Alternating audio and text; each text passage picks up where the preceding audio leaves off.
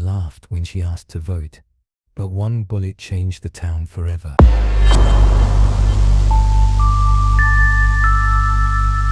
The sound echoed through Dry Creek's dusty main street, like thunder rolling across the prairie. But this wasn't thunder. This was the crack of a Winchester rifle, fired by hands that had never held a weapon before that moment. And in that single, earth-shattering second, everything the people of this small frontier town thought they knew about courage, justice, and what it meant to have a voice was about to be turned upside down. Nobody saw it coming. Not the sheriff, not the mayor, and certainly not the gang of outlaws who had been terrorizing this town for months. But Martha Henderson, quiet, soft-spoken Martha, who ran the general store and had been politely asking for the right to vote for 3 long years, was about to show them all what real power looked like. The morning sun was casting long shadows down Main Street when it all began. The year was 1876, and Dry Creek, Montana Territory, was the kind of place where women were expected to keep their opinions to themselves and their hands busy with cooking, cleaning, and child rearing. The menfolk handled the important business, the voting, the law-making, the decision-making that shaped their little corner of the world. Martha Henderson had other ideas. She stood on the wooden steps of the town hall, her calico dress rustling in the morning breeze, her graying hair pulled back in a simple bun. At 42 years old, she had run Henderson's general store for 8 years. Ever since her husband Samuel died in a mining accident, she knew every family in town, their struggles, their needs, their children's names. She extended credit to struggling families, donated supplies to the church, and had probably done more for the community than half the men who strutted around with voting rights. But when she climbed those steps and approached the ballot box on election day, the laughter started. "Well, would you look at that?" chuckled Mayor Cornelius Blackwood, a portly man with a grey beard that reached his belt buckle. "Martha thinks she's gonna vote today." The men gathered around the polling station erupted in good-natured chuckling. To them it was like watching a child try to reach something on a high shelf, amusing, harmless, and ultimately pointless. "Now Martha," said Sheriff Tom Bradley, tipping his hat with exaggerated politeness, "you know the law. Women don't vote in Montana Territory. That's men's business." Martha's blue eyes remained calm and steady. "Sheriff Bradley, I pay taxes on my store. I contribute to this community. I believe I should have a say in who represents us and what laws govern us." More laughter rippled through the crowd. Some of it was kind, the way men might laugh at a beloved but confused relative. But some of it had an edge, the dismissive mockery reserved for those who didn't know their place. "Martha, honey," said Doc Peterson, cleaning his spectacles with a handkerchief, "politics is complicated business. It requires understanding of economics, law, foreign affairs. Women's minds are better suited for domestic matters." "That's right," added Franklin Moore, who owned the town's only saloon. "You stick to selling flour and sugar, Martha. Leave the thinking to us." Martha stood there for a long moment, feeling the weight of their stares, hearing the echo of their laughter. The morning wind picked up, sending dust devils swirling down the street. In the distance she could hear the rhythmic pounding of the blacksmith's hammer and the lowing of cattle being driven to market. She had expected this reaction. For 3 years running, she had climbed these same steps, made the same request, and received the same response. But something deep inside her refused to give up. Maybe it was the memory of her late husband Samuel, who had always said she had the best business sense in the territory. Maybe it was watching her friend Emma Wilson struggle to feed her children after her husband abandoned them, with no legal recourse because women had no voice in the courts. Maybe it was simply the stubborn belief that justice wasn't something that should be decided by what was between your legs. "I understand your position, gentlemen," Martha said quietly, "but I'll keep asking until things change." She turned and walked away, her boot heels clicking on the wooden boardwalk. Behind her, the laughter continued, mixed with comments about persistent women and knowing your place. But Martha Henderson wasn't done, not by a long shot. 3 months later, the laughter stopped. It was a Tuesday morning in July when the Dalton gang rode into Dry Creek. There were 5 of them, hard men with cold eyes and guns worn low on their hips. They had been ranging across Montana territory for the better part of a year, robbing banks, stealing cattle, and leaving a trail of fear in their wake. Their leader was Jake Dalton, a tall, lean man with a scar running from his left ear to the corner of his mouth. His younger brother Mickey rode beside him, along with 3 other outlaws: Carlos Martinez, a former cavalry deserter, Dutch Williams, who had been thrown out of 3 different towns for violence, and a man they called simply Bear, because of his massive size and tendency to maul anyone who crossed him. They hit the bank first. The Dry Creek Savings and Loan was a modest brick building on the corner of Main and Cedar Street. At 10 in the morning, there were only 3 people inside: bank president Harold Finch, his teller William Ross, and Mrs. Sarah Murphy, who was depositing the proceeds from her husband's grain sales. The gang burst through the front door with guns drawn and bandanas covering their face. "Nobody move and nobody dies," Jake Dalton shouted, his Colt 45 trained on the bank president. The robbery was over in less than 5 minutes. They cleaned out the vault, taking nearly $3,000 more money than most folks in Dry Creek would see in a lifetime. Mrs. Murphy was pistol whipped when she screamed, leaving her unconscious and bleeding on the floor. But that was just the beginning. Sheriff Bradley and his deputy tried to organize a posse, but the Dalton gang had anticipated. They had positioned themselves strategically around town, using intimidation and violence to keep the men scattered and afraid. Dutch Williams shot the lock off the jail and released the 3 prisoners being held there, adding to the chaos. Bear stationed himself outside the sheriff's office, his massive frame and shotgun serving as a deterrent to any heroic thoughts. For 6 hours the Dalton gang owned Dry Creek. They looted the general store, taking whatever struck their fancy. They forced their way into the saloon and demanded free drinks. They terrorized the women, making crude comments and threats that left families barricaded in their homes. And through it all, the men of Dry Creek, the same men who had laughed at Martha Henderson's voting requests, the same men who claimed politics was too complicated for women's minds, cowered behind locked doors and shuttered windows. Martha was in her store when Jake Dalton and Mickey burst through the front door. Well, Jake said, looking around at the shelves of goods. "Looks like we hit the jackpot, little brother." Martha stood behind her counter, her hands steady on the wooden surface. "Take what you need and move on," she said quietly. Jake laughed, but it wasn't the good-natured chuckling of the men at the polling station. This was cold, predatory. "Oh, we'll take what we want, lady. Question is, what else might we want besides your merchandise?" He moved closer, his hand resting on his gun handle. Mickey was filling a burlap sack with canned goods and ammunition. "You got a husband, lady?" Jake asked.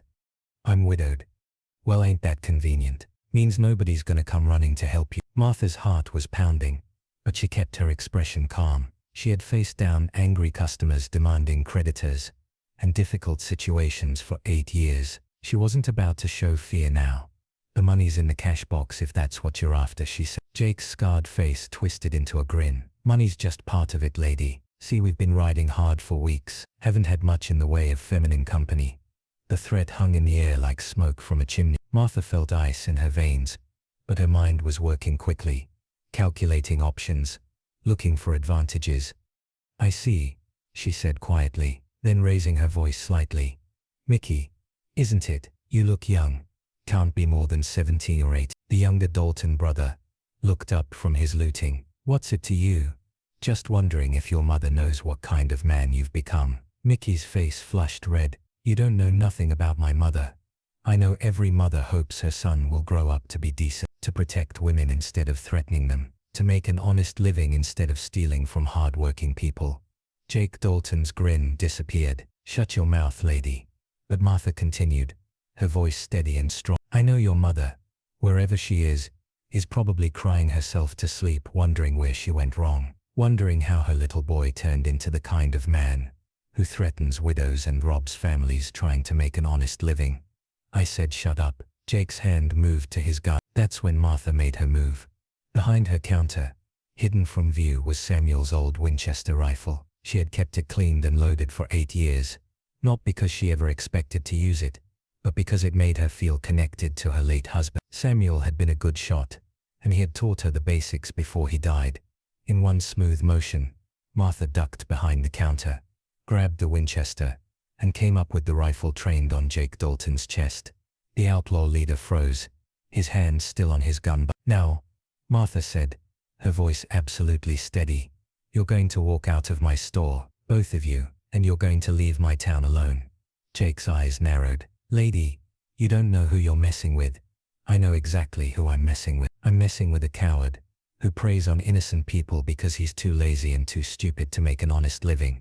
For a moment, the store was absolutely silent, except for the ticking of the clock on the wall and the distant sounds of chaos from outside. Then Jake made his mistake. He went for his gun.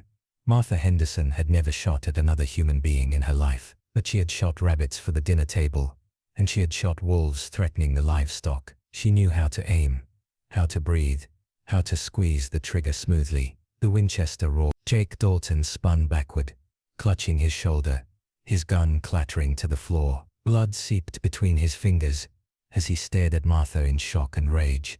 You shot me, he gasped.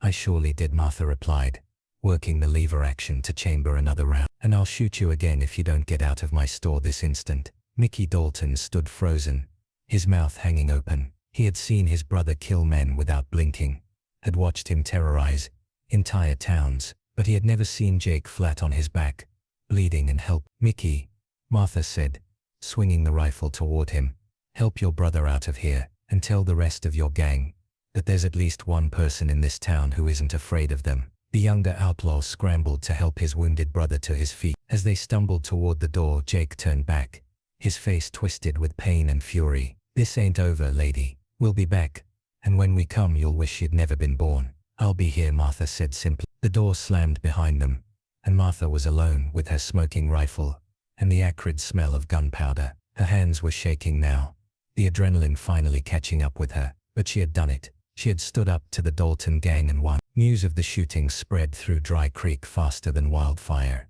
In dry grass, within an hour the story had grown in the telling. Some said Martha had faced down the entire gang single-handed. Others claimed she had killed Jake Dalton outright. A few whispered that she had made some kind of deal with the devil to become such a deadly shot.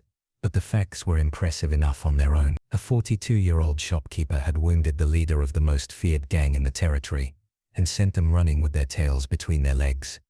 The men of Dry Creek didn't know what to make of it. Sheriff Bradley stood in Martha's store an hour after the shooting, his hat in his hands, looking uncomfortable and confused. Martha, he said slowly, what you did was, well, it was brave, but it was also dangerous. You could have gotten yourself killed. Martha was sweeping up the broken glass from a jar of pickles that had been knocked over during the confrontation. Could have, she agreed, but I didn't. The thing is, the sheriff continued, the Dalton gang isn't going to forget this. They'll be back, and they'll be angry. We need to organize a proper defense. Martha paused in her sweeping and looked at him steadily. Sheriff, where were you in your proper defense when they were robbing the bank and terrorizing families? Sheriff Bradley's face flushed red. Now see here, Martha, the situation, we needed time to organize. 6 hours, Martha said quietly. They controlled this town for 6 hours, while you and every other man with a gun hid behind locked doors. It's not that simple, isn't it? Martha set down her broom and faced him directly. For years, you men have told me that I couldn't vote because politics and law enforcement were too complicated for my female mind. You said I should stick to domestic matters and leave the thinking to you. But when real danger came to our town, when our community needed protection, where were all those superior male minds? The sheriff had no answer for that. Word spread beyond Dry Creek as well. The story of the shopkeeper who faced down the Dalton gang became legend in the saloons and trading posts across Montana territory. Some versions painted Martha as a hero. Others portrayed her as a dangerous woman who didn't know her place. But everyone agreed on one thing.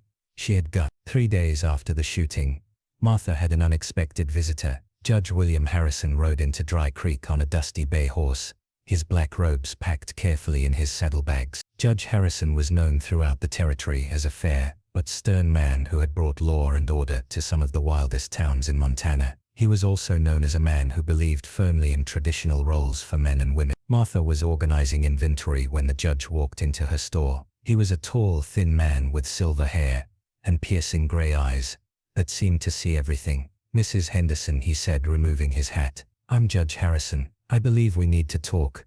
Martha wiped her hands on her apron. "Judge Harrison, I've heard of you. What brings you to Dry Creek?"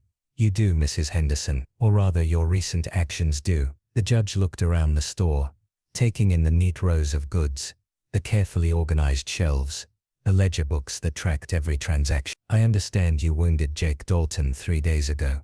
"I did, and that you threatened to shoot him again if he didn't leave your store." "That's correct." Judge Harrison nodded slowly. "Mrs. Henderson, what you did could be seen as justifiable self-defense. Jake Dalton is a known criminal with a record of violence against women. Any reasonable person would conclude that you were in mortal danger." Martha waited for the but that she could hear coming, but the judge continued. "There are some in the territorial government who are concerned about the implications of your actions." "What implications?" "The implication that women might take up arms to solve problems that should be handled by properly constituted male authority. The implication that the traditional order of things might be challenged." Martha felt a familiar anger rising in her chest. Judge Harrison, with respect, the properly constituted male authority was nowhere to be found when I needed it. If I had waited for the sheriff and his deputies to organize a defense, Jake Dalton would have done whatever he pleased with me, perhaps. But Mrs. Henderson, society depends on order. Men protect women. Women maintain homes and families. When those roles become confused, chaos follows. And what kind of chaos would have followed if Jake Dalton had his way with me? The judge's face reddened slightly. "That's not the point, isn't it?" Martha stepped closer, her blue eyes flashing with intensity. "Judge Harrison, I've been asking for the right to vote for 3 years. I've been told repeatedly that politics and law enforcement are too complicated for my simple female mind. But when danger came to our town, my simple female mind was the only thing standing between the Dalton gang and complete victory." "Mrs. Henderson, no, let me finish. You say society depends on order. You say men protect women. But what happens when the men don't protect us? What happens when the men hide while women face the danger? Do we just accept whatever fate criminals decide for us? Because defending ourselves might upset the traditional order." Judge Harrison was quiet for a long moment, studying Martha's face. "You're an articulate woman, Mrs. Henderson, more articulate than many men I've encountered in my courtroom. Is that supposed to be a compliment or a criticism?" "It's an observation." The judge put his hat back on his head. "Mrs. Henderson, I came here expecting to find a hysterical female who had gotten lucky with a rifle. Instead, I find a woman who clearly understands the implications of her actions and can defend them logically. And that troubles me more than I expected." With that cryptic comment, Judge Harrison left the store, leaving Martha more confused than before. But if the judge was troubled, the men of Dry Creek were downright bewildered. The same men who had laughed at Martha's voting requests now found themselves in an impossible position. They couldn't deny that she had done what they had failed to do. They couldn't argue that she lacked courage or common sense. And they couldn't ignore the fact that her actions had probably saved the town from further depredations by the Dalton gang. But accepting those facts meant confronting some uncomfortable truths about their own behavior and belief. Mayor Blackwood held an emergency town meeting 4 days after the shooting. The entire adult population of Dry Creek crowded into the community hall, a simple wooden building that served as meeting place, dance hall, and church depending on the need. Martha sat in the front row, her hands folded in her lap, her expression calm and attentive. "We're here," Mayor Blackwood announced, "to discuss the recent events involving Mrs. Henderson and the Dalton gang, and to decide how our community should respond to the possibility of future threats." Murmurs rippled through the crowd. Everyone knew this wasn't really about future threats. This was about Martha Henderson and what her actions meant for the established order in Dry Creek. Now, the mayor continued, nobody disputes that Mrs. Henderson showed remarkable courage, but we need to consider whether her actions were appropriate for a woman of her station. Franklin Moore, the saloon owner, stood up. With respect, Mayor, what's inappropriate about defending yourself when your life is threatened?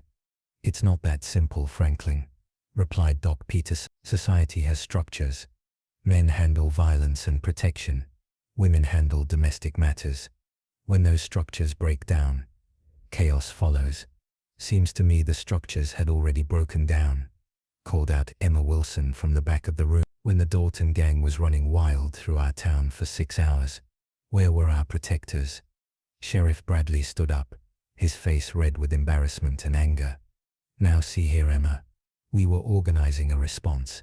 These things take time. 6 hours, Martha said quietly, but her voice carried through the room. That's how much time you had to organize a response, while they robbed our bank, looted our stores, and terrorized our families.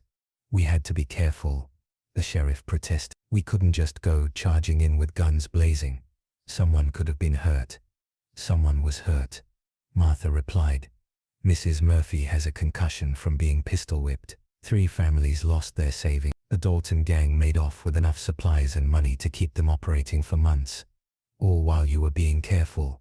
The room fell silent. The truth of Martha's words hung in the air like smoke from a poorly ventilated stove. Finally, old Pete Carmichael, who had been one of the original settlers in the area, stood up slowly. At 73, Pete commanded respect from everyone in town. I've been thinking about this for 4 days, he said in his gravelly voice, and I keep coming back to the same question. Martha Henderson did what needed doing, when it needed doing. She protected herself, she protected her property, and she sent a message to the Dalton gang that Dry Creek ain't as soft as they thought. He paused, looking around the room. Now I'm as traditional as any man here. I believe in proper roles for men and women, but I also believe in results. And the result of Martha's actions is that we still have a town instead of a smoking room. But Pete, Doc Peterson objected. If we start encouraging women to take up arms, Doc Pete interrupted. We ain't talking about encouraging anything. We're talking about recognizing that when push comes to shove, courage and good sense matter more than what's between your legs. The meeting continued for 2 more hours, with arguments and counter-arguments flying back and forth. But Pete Carmichael's words had shifted something in the room. Slowly, reluctantly, the men of Dry Creek began to acknowledge what they couldn't deny. Martha Henderson had saved their town. A week later, Jake Dalton made good on his threat. He and his gang rode back into Dry Creek just after sunset, when the streets were empty and most folks were having supper with their families. This time, they came with a plan and a purpose. They wanted Martha Henderson. Jake's shoulder was still bandaged and his arm in a sling, but his eyes burned with hatred and humiliation. No woman had ever gotten the better of him, and he intended to make sure it never happened again. The gang split up, surrounding Martha's store and her small house behind it. They had studied the layout, planned their approach, and this time they weren't taking any chances. But Martha Henderson had been planning too. Ever since the first encounter, she had known they would be. She had spent the week preparing, not just with weapons and defensive positions, but with something the Dalton gang hadn't expected. Organization. Martha had quietly visited every family in town, every business owner, every person who had something to lose. If the gang succeeded, she hadn't asked them to fight. She had simply asked them to be ready to help their neighbors when the time came. When the shooting started, it wasn't just Martha Henderson against the Dalton gang. It was the entire town of Dry Creek. The first shot came from Dutch Williams, who tried to kick in the back door of Martha's house, but Emma Wilson was waiting in the shadows with her late husband's shotgun, and Dutch found himself on the wrong end of a double-barreled surprise. The second shot came from Bear, who was trying to force his way into the general store, but Pete Carmichael and Franklin Moore had been watching from the saloon across the street, and their rifles spoke with deadly accuracy. The third shot came from Martha herself, firing from the window of her store at Carlos Martinez, as he tried to set fire to the building. Within minutes, The Dalton gang found themselves surrounded, outgunned, and completely outmaneuvered by the people they had terrorized just a week before. The battle was over in 15 minutes. When the smoke cleared, Dutch Williams was dead, Bear was wounded and captured. Carlos Martinez had fled into the night. Mickey Dalton was holding a shattered arm and begging for mercy, and Jake Dalton was face down in the dirt of Main Street, his gun unfired, his reign of terror ended by a bullet from Martha Henderson's Winchester. Sheriff Bradley stood in the street afterward, looking around at the aftermath in amazement. The people of Dry Creek, men and women alike, had organized themselves into an effective fighting force without his leadership, without his authority, and without his permission. And they had won. "Martha," he said slowly, how did this happen?" Martha lowered her rifle and looked at him steadily. "It happened because when people are threatened, they find the courage to protect themselves and their neighbors. It happened because we decided we wouldn't be victims anymore. But the organization, the planning, Sheriff, I've been running a business for 8 years. I know how to organize people, how to plan for contingencies, how to manage resources. These aren't mysterious male abilities. They're basic human skill." Mayor Blackwood approached, his usually pompous demeanor subdued. "Martha, what you've done here tonight, it's remarkable. The whole town working together, defending our community. It is remarkable," Martha agreed. "And it makes me wonder why we've been told for so long that politics and community defense are too complicated for women to understand." The mayor had no answer for that. 3 months later, Judge Harrison returned to Dry Creek. This time he came with news that would change everything. The territorial legislature had been debating the question of women's suffrage for months. The stories coming out of Dry Creek, of Martha Henderson's courage, of the town's successful defense, of women proving their capability in crisis, had reached the territorial capital. More importantly, they had reached the ears of influential men who were beginning to question their assumptions about women's abilities. Judge Harrison stood on the steps of the town hall, the same steps where Martha had been laughed at for asking to vote just 6 months earlier. "Citizens of Dry Creek," he announced, "I bring news from the territorial capital. The legislature has passed a bill granting voting rights to women in Montana Territory, making us the second territory in the nation to do so." The crowd erupted in cheers and shocked exclamation. Martha felt tears streaming down her cheeks as the reality sank in. But Judge Harrison wasn't finished. "Furthermore," he continued, "the territorial governor has asked me to extend an offer to Mrs. Martha Henderson. The position of deputy sheriff for this district is available, with full law enforcement authority, and a salary of $60 per month." The crowd fell silent. A woman deputy sheriff was unheard of, unprecedented. Revolution. All eyes turned to Martha, who stood in the crowd, with her hands clasped in front of her. "Mrs. Henderson," Judge Harrison called out, "what is your answer?" Martha looked around at the faces of her neighbors, the same people who had once laughed at her voting requests, who had questioned her capabilities, who had told her to know her place.